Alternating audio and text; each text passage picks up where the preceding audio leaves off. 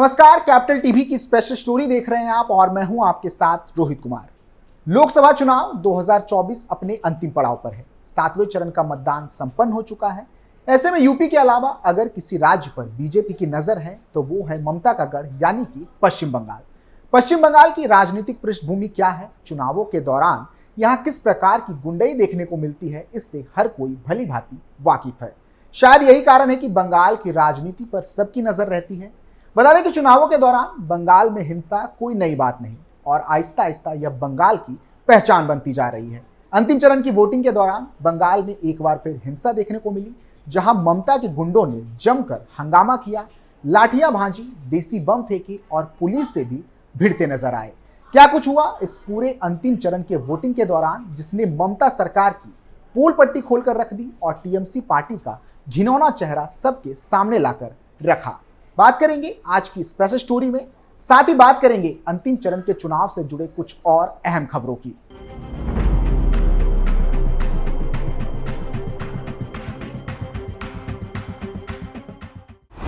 बंगाल में चुनावी हिंसा, ममता दीदी की खुली पोल, टीएमसी के गुंडों की बम वाली हरकत, नाले में फेंका ईवीएम मशीन। ममता के बंगाल में अंतिम चरण की वोटिंग के दौरान पूरे दिन हिंसा देखने को मिली। कहीं बम चले तो कहीं लाठियां, कहीं बूथ लूटे गए तो कहीं ईवीएम तोड़ा गया।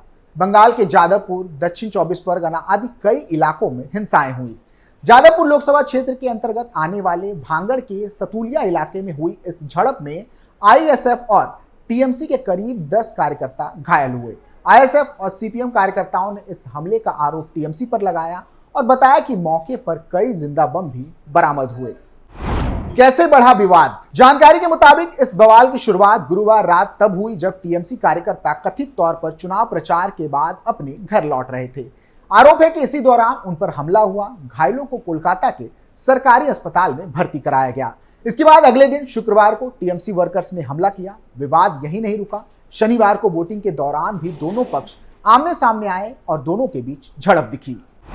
इस बार आसान नहीं टीएमसी की राह। ये सीटें कभी वामपंथियों का सबसे मजबूत गढ़ हुआ करती थी, लेकिन यहां धीरे धीरे तृणमूल कांग्रेस ने सेंध लगाई। अब यहां बीजेपी अपनी बादशाहत कायम करने को बेताब है। टीएमसी सीट पर पिछले 3 लोकसभा चुनाव में जीत दर्ज कर चुकी है।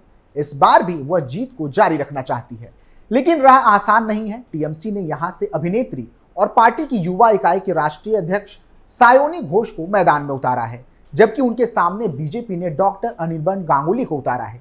बीजेपी 2019 लोकसभा चुनाव में यहां दूसरे नंबर पर थी। बता दें कि जादवपुर पश्चिम बंगाल की सबसे हाई प्रोफाइल लोकसभा सीटों में से एक है। इस सीट से पूर्व लोकसभा अध्यक्ष सोमनाथ चटर्जी और पूर्व गृह मंत्री इंद्रजीत गुप्त जैसे कद्दावर वामपंथी नेता सांसद रह चुके हैं। पश्चिम बंगाल की मौजूदा सीएम और तृणमूल कांग्रेस सुप्रीमो ममता बनर्जी ने भी इसी सीट से अपना संसदीय करियर शुरू किया था। 1984 में आम चुनाव में ममता ने इस सीट से कांग्रेस के टिकट पर दिग्गज वामपंथी नेता सोमनाथ चटर्जी को भी हराया था। इतना ही नहीं, 7वें चरण की वोटिंग शुरू होने के कुछ देर बाद खबर आई कि पश्चिम बंगाल के दक्षिण 24 परगना के कुतलाई में बूथ संख्या 40-41 पर भीड़ ने कथित तौर पर ईवीएम और वीवीपैट मशीन को पानी में फेंक दिया।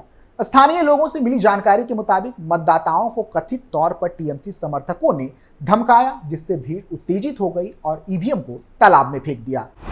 बीजेपी लगाएगी किले में सेंध। बता दें कि बंगाल में इस बार बीजेपी का पलड़ा भारी नजर आ रहा है और इसके कई कारण भी हैं। चाहे वो बंगाल में हिंदुओं के मौजूदा हालात हों, उनके साथ दोयम दर्जे का व्यवहार हो या फिर संदेश खली जैसी घिनौनी घटना, ये सब कहीं ना कहीं बीजेपी को बंगाल में मजबूत बना रही है।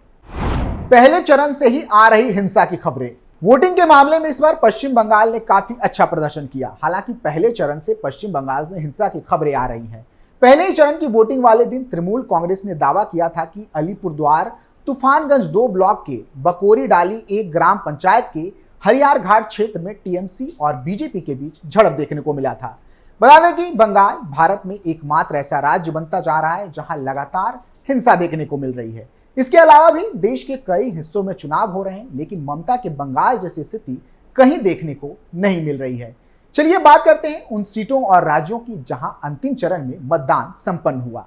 लोकसभा चुनाव के 7वें और आखिरी चरण के तहत 7 राज्य और 1 केंद्र शासित प्रदेश की 57 सीटों पर मतदान हुआ। जिसमें वाराणसी सीट भी शामिल है, जहां से प्रधानमंत्री नरेंद्र मोदी लगातार तीसरी बार चुनाव लड़ रहे हैं। इसके अलावा पंजाब की सभी 13 सीटों, हिमाचल प्रदेश की 4, उत्तर प्रदेश की 13, पश्चिम बंगाल की 9, बिहार की 8, ओडिशा की 6 और झारखंड की 3 सीटों पर मतदान हुआ। 1 जून को ओडिशा के शेष 42 विधानसभा सीटों पर चुनाव हुआ। 7वें चरण में कुल 904 उम्मीदवार अपनी किस्मत आजमा रहे हैं। आखिरी चरण में प्रधानमंत्री नरेंद्र मोदी, केंद्रीय मंत्री अनुराग ठाकुर, ममता बनर्जी के भतीजे अभिषेक बनर्जी, लालू प्रसाद की बेटी मीसा भारती, अभिनेत्री कंगना रनौत, रवि किशन, निशिकांत दुबे भी मैदान में हैं। 7वें चरण में लगभग 5.24 करोड़ पुरुष, 4.82 करोड़ महिलाएं और 3,574 थर्ड जेंडर मतदाता सहित 10.06 करोड़ से अधिक नागरिक मतदान करने के पात्र हैं। शनिवार को हुए मतदान के साथ ही 19 अप्रैल से शुरू हुए मैराथन मतदान प्रक्रिया का समापन हो गया है।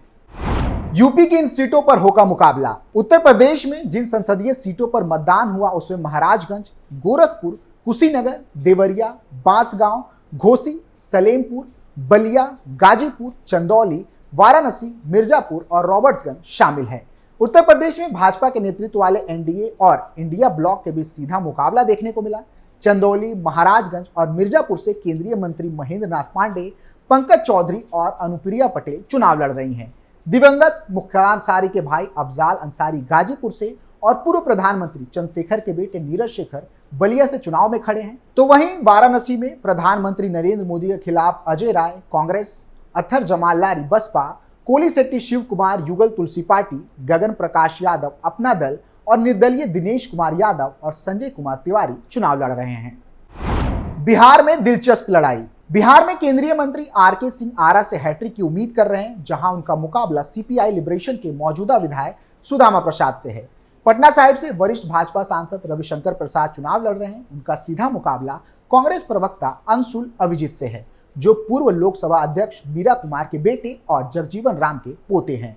पाटलिपुत्र सीट से मीसा भारती तीसरी बार किस्मत आजमा रही है, तो वहीं भाजपा सांसद राम कृपाल यादव हैट्रिक लगाने के प्रयास में हैं। उधर काराकाट में बहुकोणीय मुकाबला है। यहां से भोजपुरी सुपरस्टार पवन सिंह ने निर्दलीय ताल ठोकी है।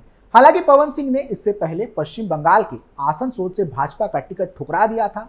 इस कदम के चलते उन्हें पार्टी से निष्कासित कर दिया गया था। अब उनका मुकाबला राष्ट्रीय लोक मोर्चा के प्रमुख और पूर्व केंद्रीय मंत्री उपेंद्र कुशवाहा से है। फिलहाल सबकी निगाहें अब नतीजों पर है। क्या बीजेपी 400 का आंकड़ा पार कर पाएगी या कांग्रेस इस बार कुछ कमाल कर पाएगी? फिलहाल के लिए इतना ही। आप देखते रहिए कैपिटल टीवी उत्तर प्रदेश। नमस्कार।